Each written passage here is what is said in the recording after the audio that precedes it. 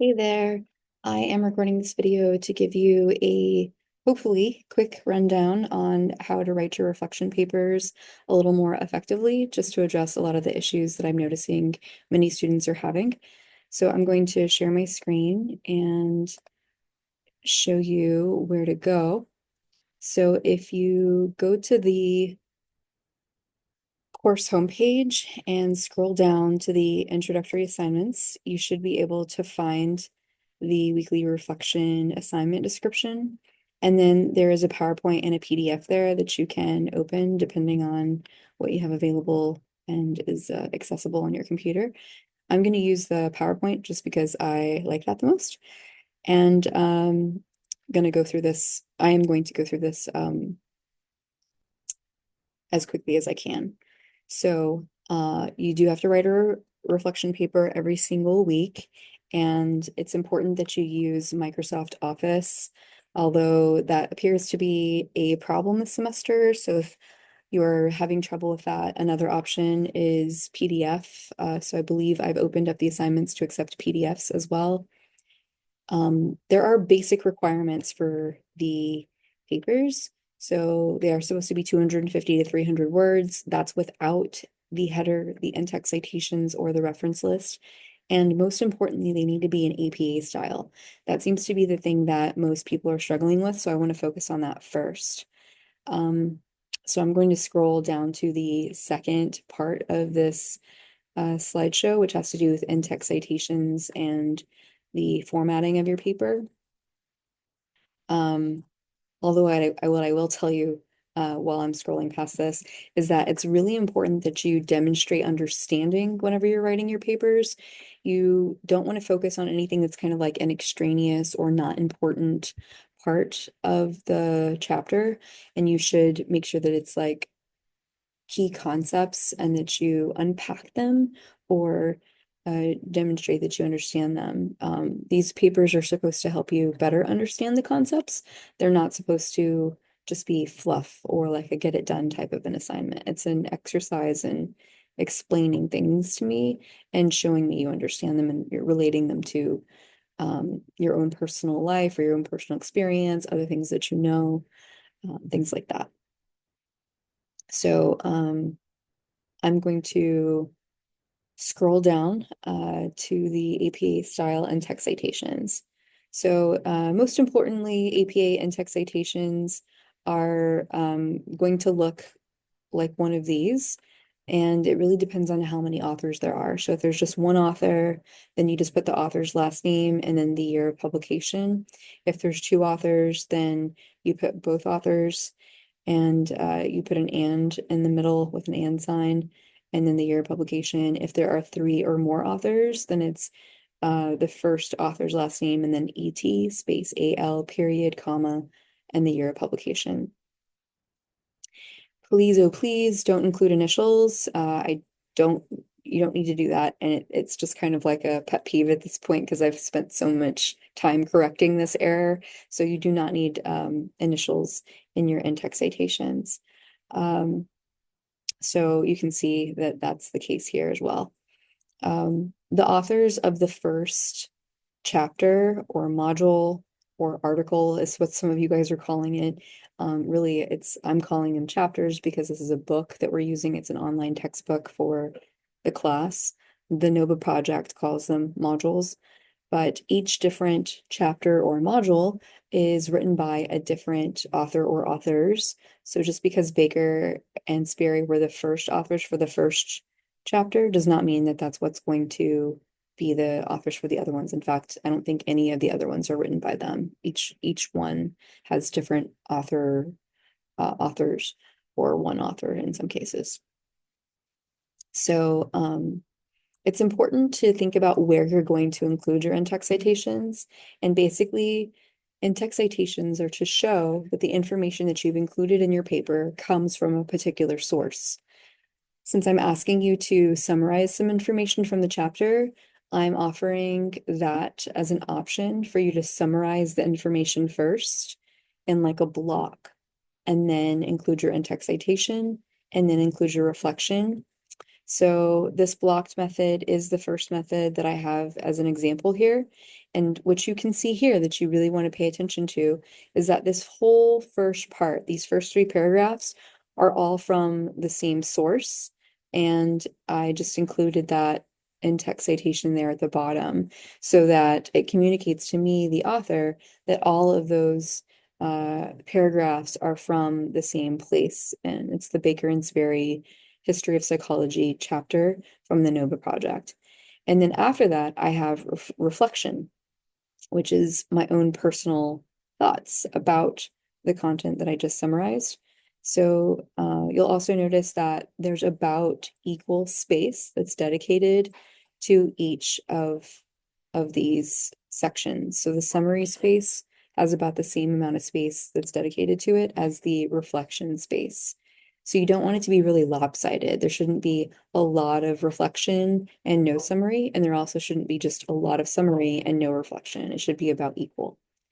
So the place that you get the reference from is just from the bottom of the web page where the module or chapter is, and you scroll all the way to the bottom and it says how to cite this NOVA module.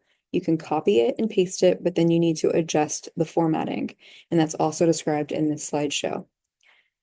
The other method is called the point-by-point method, and so here you can see this is information, or the sentence would have information from the Why Science chapter, and then the in-text citation is included in the sentence because that information would have information from the chapter. And then I would reflect on it, and then I would have more information, and that would include an in-text citation inside of that sentence. And you would repeat that pattern throughout. So you can see the example here as well, where this first sentence has information from that first chapter. So does the second sentence. In fact, so does the third. But then I have some reflection or something that I said about it. So each sentence has information from its source, or when it has information from a specific source, then I include the in-text citation. So let's kind of look at what that means, since I know that some people kind of are confused by that as well. So here I have the origins of psychology in the US traced back to Wilhelm Wundt's work at the University of Leipzig in Germany. That fact that Wilhelm Wundt worked at the University of Leipzig in Germany, I got that from the chapter. So that's a fact and it needs a citation.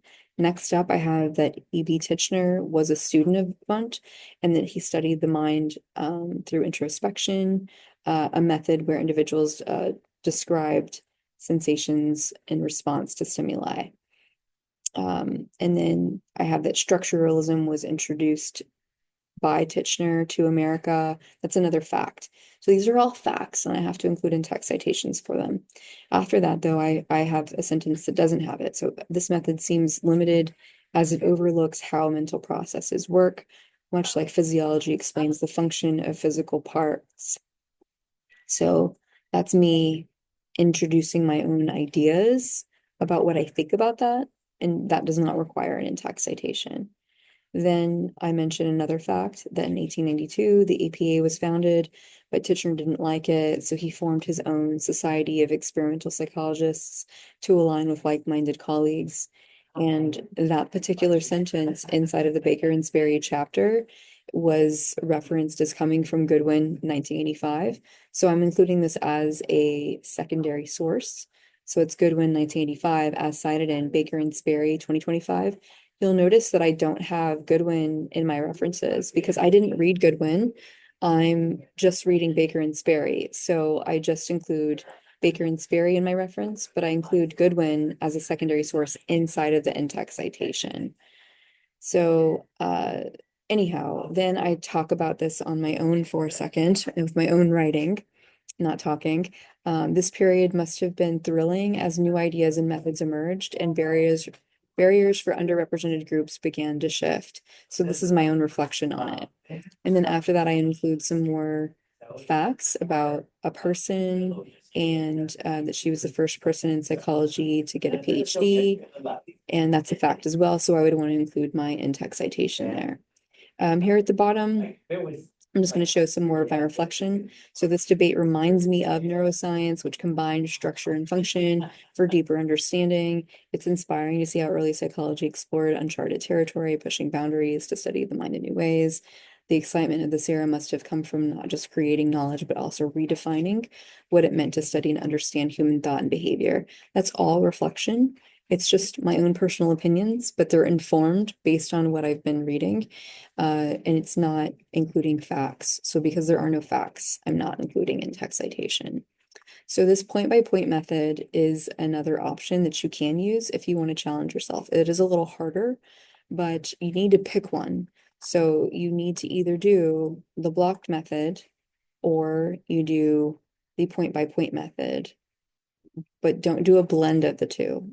It's confusing for me and it's probably confusing for you as well. So you just want to make sure that you stick to one, and then that way it's easy for us to both be on the same page about what you're doing.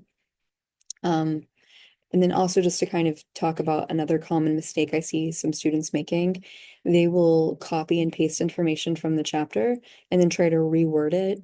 And that's their attempt at paraphrasing.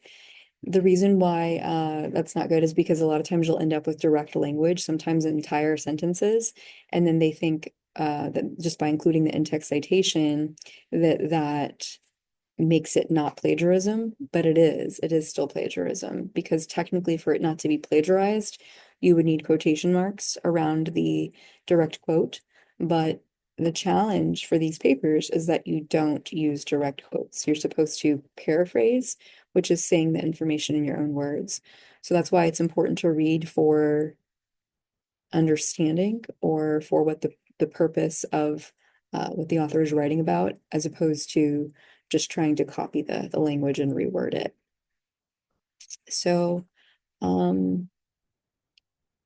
anyhow, another common mistake is just not including any in-text citations. So people will write a whole paper and say what they thought about it, and then there's no in-text citation. There's just a reference at the bottom. So please be careful to not do that as well. So anyway, those are some main ideas that I think are really important and will get you on the right track. This is a really good tool for you to use to look through this slideshow. I realize it's kind of long, but it will answer all of your questions and it is organized. So you can hunt around and look for what you need rather than having to read the whole thing. Don't think about it as like, oh, I've got to read every single slide. Hunt around for what it is that is most important to you.